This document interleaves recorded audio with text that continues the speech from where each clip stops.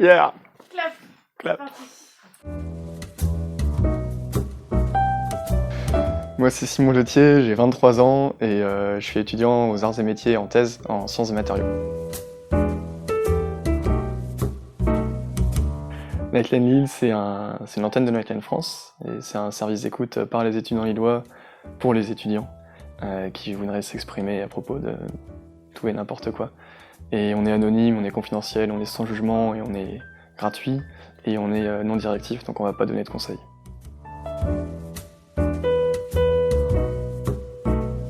Parce que Lille, c'est une très grande ville étudiante avec 100 000 étudiants à peu près. Donc quand l'université de Lille nous a dit qu'ils étaient intéressés par un partenariat, bah, on y allait quoi.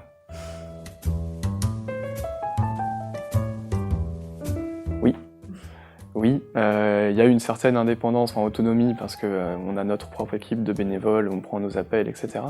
Mais il y a un organisme qui s'appelle Nightline France et qui centralise un petit peu les interactions entre les différentes nightlines des différentes villes de France pour justement qu'il y ait communication et qu'on puisse discuter et tous aller à peu près dans la même direction. J'étais étudiant à Paris en école d'ingénieur. Et chercher à m'engager dans l'associatif comme pas mal de monde, et il y a le mail de recrutement, le premier mail de recrutement de Nightline Paris qui est sorti et ça m'a intéressé, donc j'ai postulé. Peut-être le plus important, ça reste le suicide, parce que par rapport à du passif, à du vécu personnel, faut aider les gens, c'est important. Faut aider les gens, c'est important, et puis je pense qu'il y a beaucoup de structures qui manquent. Enfin, il y a beaucoup de structures d'aide à la personne qui sont pas présentes en France ou ailleurs, et que c'est nécessaire du coup d'avoir des gens qui font des choses en plus, du bénévolat, et qui s'engagent pour aider les autres. Plein de choses, en vrai, en 3 ans d'associatif. T'apprends vraiment beaucoup de choses déjà au point de vue un peu technique sur comment écouter les gens, comment parler avec les gens, comment gérer un projet, gérer une équipe, etc. Et puis en dehors de ça, t'apprends aussi beaucoup au niveau humain. De toute façon, surtout à travers les appels à Nightline, tu rencontres beaucoup d'autres bénévoles, mais surtout t'entends beaucoup d'histoires et ça te fait beaucoup reconsidérer le monde autour de toi, les gens autour de toi, et puis ça te fait réfléchir un peu à toi aussi. Alors il y avait besoin d'un bénévole parisien pour gérer un peu l'ouverture de l'antenne à Lille, parce que juste nous on est déjà formés et on sait à peu près comment ça fonctionne à Paris.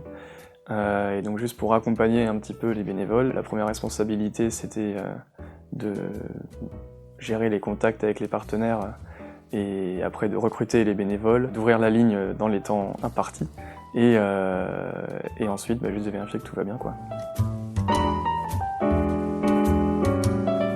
Le premier type de bénévolat, c'est de toute façon le bénévole écoutant.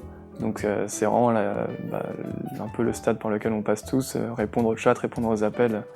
On a besoin aussi de bénévoles qui font d'autres choses, qui s'investissent plus, en particulier formation de nouveaux bénévoles, bien-être des bénévoles, trésorerie, rôle administratif, etc. Et puis communication. Et en particulier, on a besoin de pas mal de bénévoles qui passent dans les universités de Lille, au Crous, etc. Pour poser les affiches et puis faire des stands un petit peu où ils vont sensibiliser en fait à tout ce qu'est la santé mentale, le tabou de la santé mentale, aux étudiants qui de base on n'entend pas forcément parler tout le temps quoi.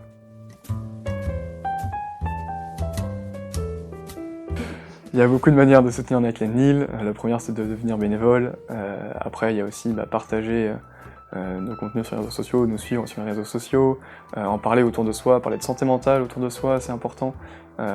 Soi-même être attentif aussi à soi et à la santé mentale. Et pour les établissements, c'est aussi de nous contacter pour voir si on peut devenir partenaire. Déjà le plus gros, ça a été l'ouverture, le lancement, donc la mise en place, la formation de tous les bénévoles et toutes les bénévoles. Et maintenant que c'est fait, notre objectif c'est de recruter plus de bénévoles, faire plus parler de nous en termes de communication pour que les gens sachent vraiment qu'on existe, et puis trouver plus de partenaires quoi, si possible.